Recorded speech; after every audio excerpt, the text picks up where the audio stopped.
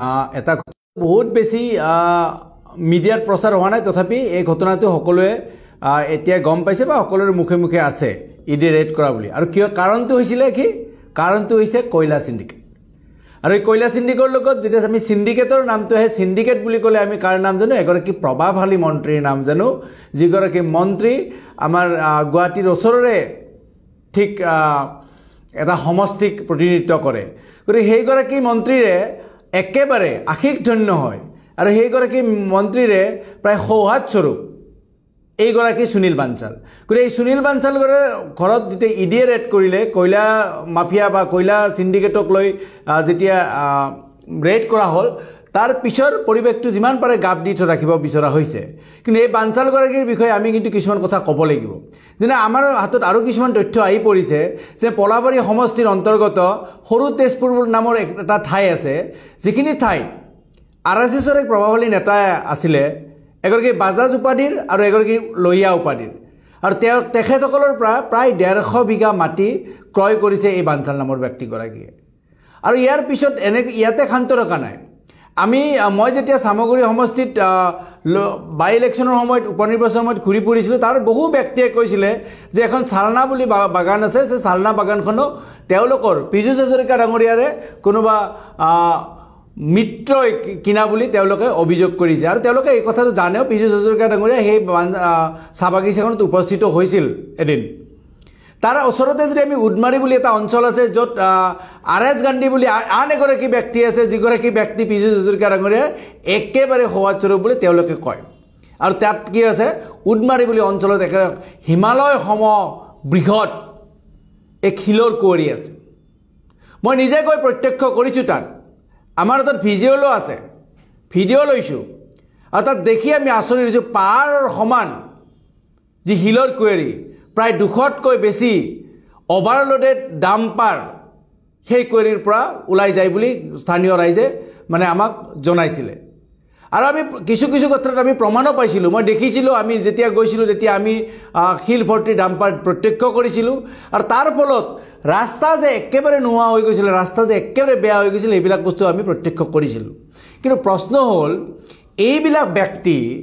মানে এগৰাকী মন্ত্ৰীৰ আশিক ধন্য হয় এনেকুৱাকৈ কেনেকৈ সম্পত্তিৰ পাহাৰ গঢ়িব পাৰে সেই কথা আচলতে অসমীয়া ৰাইজে এতিয়া জানিব লাগে আমি জানিব বিচাৰিছোঁ যে বানচাল নামৰ ব্যক্তিগৰাকীৰ লগত মন্ত্ৰী পীযুষ হাজৰিকাৰ সম্পৰ্ক কি এই RS গান্ধী নামৰ ব্যক্তিগৰাকীৰ লগত পীযুষ হাজৰিকাৰ সম্পৰ্ক কি কাৰ ছত্ৰছায়াত তেওঁলোকে এনেকুৱাকৈ সম্পত্তি বিস্তাৰ কৰি আছে বা তেওঁলোকৰ এই সম্পত্তি সংগ্ৰহৰ উৎস কি নে আমি এনেকৈ ভাবিবলৈ বাধ্য হ'ম যে পীযুষ হাজৰিকা ডাঙৰীয়াই যে লাখ টকীয়া চাৰ্ট পিন্ধে 70 লাখ টকীয়া যে আপোনাৰ গাড়ী লৈ ঘূৰিব বিচাৰে সেইবিলাকৰ উৎস কি এই সিন্ডিকেটবিলাকে নেকি যদি নহয় তেতিয়াহ'লে পীযুষ হাজৰিকা ডাঙৰীয়াই এই সন্দৰ্ভত আচলতে তেখেতৰ মন্তব্য আচলতে তেখেতে দাখিল কৰাটো আমি বিচাৰোঁ তেখেতে মন্তব্য কৰিব লাগে যে বানচাল নামৰ ব্যক্তিগৰাকীৰ লগত তেখেতৰ সম্পৰ্ক কি RS গান্ধী নামৰ ব্যক্তিগৰাকীৰ লগত তেখেতৰ সম্পৰ্ক কি আৰু যদি তেখেতৰ লগত সঁচাকৈ সম্পৰ্ক নাই তেতিয়াহ'লে ইডি যে ৰেড কৰিছে কিয় ৰেড কৰিলে কেনেকৈ ৰেড কৰিলে ইয়াৰ পিছত পৰৱৰ্তী পৰিৱেশত তেওঁলোকৰ ওপৰত কি পদক্ষেপ লোৱা হ'ব সেই কথাও অসমৰ ৰাইজে আচলতে জানিব বিচাৰে এতিয়া সৰ্বত্ৰ আমি এটা কথা জানিছোঁ যে এইবিলাক ব্যক্তিয়ে কিছুমান কোম্পানীৰ নাম দি পেলাই মানে শ বিঘা মাটি অসমৰ ভূমি ক্ৰয় কৰি আছে মানে এটা কথাত ক'ব গ'লে এটা চাইডে চাবলৈ প্ৰায় বেদখল কৰাৰ দৰে হৈছে গতিকে এইসকলৰ আমি যিটো তেওঁলোকৰ ধন এই যে সম্পত্তিৰ উৎসবিলাক আমি জানিব লাগে তেওঁলোকে এই বানচাল নামৰ ব্যক্তিগৰাকী এই RS গান্ধী নামৰ ব্যক্তিগৰাকী আৰু পীযুষ হাজৰিকা ডাঙৰীয়াক মই প্ৰত্যাহ্বান জনাইছোঁ যে আপোনালোকৰ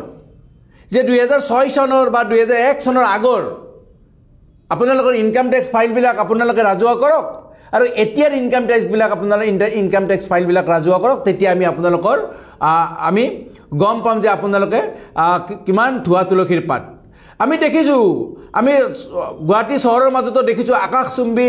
মানে কিছুমান অট্টালিকা গঢ়া মন্ত্ৰীগৰাকীয়ে আমি দেখা পাইছোঁ সকলোৱে জানে 6 মাইলৰ চন্দন নগৰৰ এনেকুৱা বৃহৎ অট্টালিকা গঢ়াৰ উৎস এই ধনবিলাক ক'ৰ পৰা আহে সেইবিলাক কথাও পীযুষ হাজৰিকা ডাঙৰীয়াই আচলতে জনাব লাগে কাৰণ এইখিনি সময়ত কিন্তু অসমৰ ৰাইজে কিন্তু আপোনালোকক সোধাই নেৰে গতিকে এইকাৰণে আমি কৈছোঁ যে এই সিন্ডিকেট অমৰাংশত সেইদিনা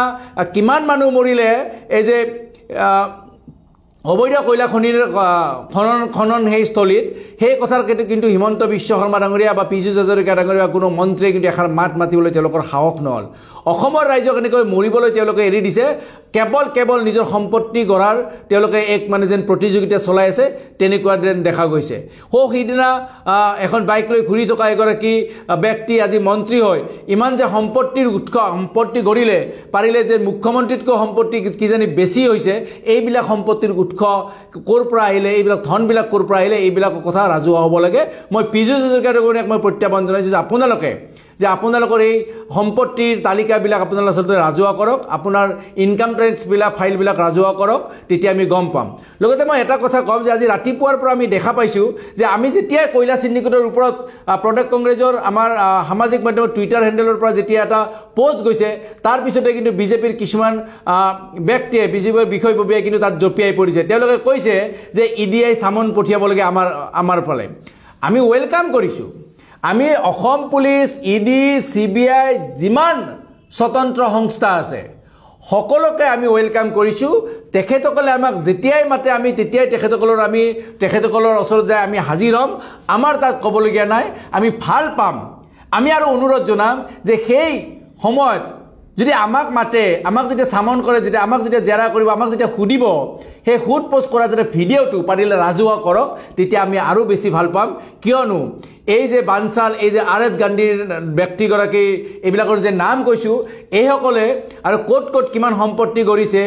জিএছ ৰোডখনত কোনখন হোটেল কোনে কিনিছে কোনখন হোটেল কাৰ নামত গৈছে কোনটো জিম কাৰ নামত আছে সেইবিলাকো আমি ৰাজহুৱা কৰাৰ কাৰণে আমি ৰেডি আছোঁ গতিকে সেইকাৰণে কৈছোঁ যে বানচাল নামৰ ব্যক্তিগৰাকীৰ লগত RS গান্ধী নামৰ ব্যক্তিগৰাকীৰ লগত পীযুষ হাজৰিকা ডাঙৰীয়াৰ সম্পৰ্ক কি সেই কথা প্ৰথমতে ৰাজহুৱা কৰক তাৰ পৰৱৰ্তী সময়ত